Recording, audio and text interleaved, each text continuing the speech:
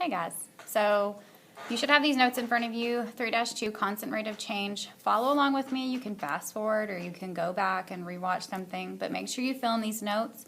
When you're done, glue them into your IMB and call it constant rate of change, and then you can work on your homework page that you have.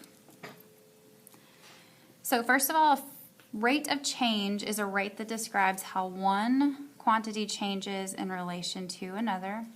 A constant rate of change is the rate of change of a linear relationship, so like a line. And the word constant means it'll stay the same. So if you have a constant rate of change, it'll be the same number each time. So example 1, determine the constant rate of change for the table. So remember, if you're looking at a table, your first column is always your x value, and the second column is always your y value. You can kind of see them like coordinate pairs almost.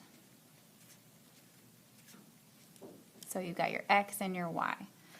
So your x's, we want to look and see what's happening each time. What's the rate of change for your x values? So 5 to 10, the change is 5. 10 to 15, 5. 15 to 20 is 5. So then you're changing your y value, the number of textbooks. So the change here is 15. The change here is 15. And the change here is 15. And all you can do is just subtract this bottom number from the one above it to get your change. So the change in the number of textbooks is 15. The change in the number of students is 5.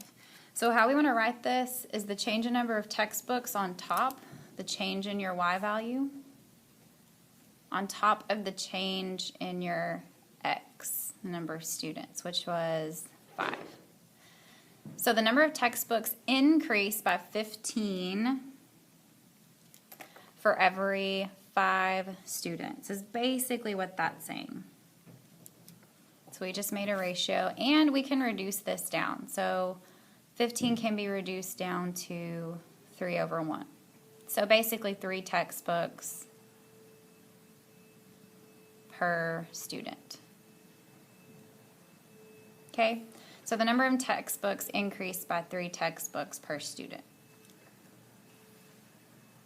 So in your example 2, the graph represents the number of t-shirts sold at a band concert.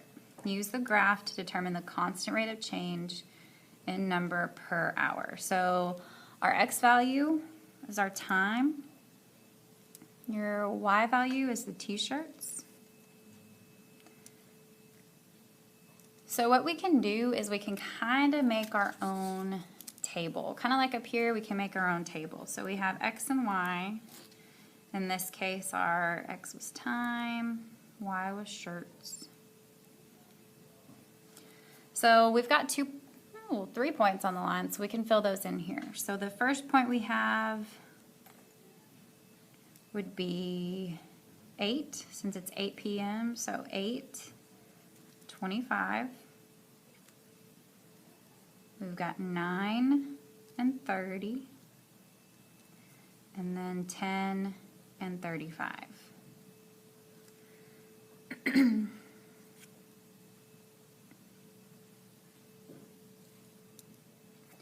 So the change here was 1, change here was 1. So plus 1 each time in your x value, it's going up by 1. The t-shirts looks like it's going up by 5 each time. So plus 5, plus 5. So your change in number over your change in time. They just kind of skipped ahead. They left out that middle one, it looks like. So 5/1. Your change in y was 5. Your change in x was 1. So 5 t-shirts per every hour. That's how many they're selling. Example 1 down here, determine the constant rate of change for each. So same thing. We've got our x value and we've got our y value. So looking at your x's first, they went from 1 to 2. So plus 1, plus 1, plus 1. Then your y. went up 4 there. 12 minus 8 is 4. And 16 minus 12 is 4. So your side length went up by 1 each time. Your perimeter went up by 4 each time. So your change in y was 4 over your change in x, which was 1. So for each side length going up 1, it makes your perimeter go up by 4 each time. So that would be your rate of change. You could write 4 over 1 or 4. Distance traveled, same thing we did in this example. We can make our own table.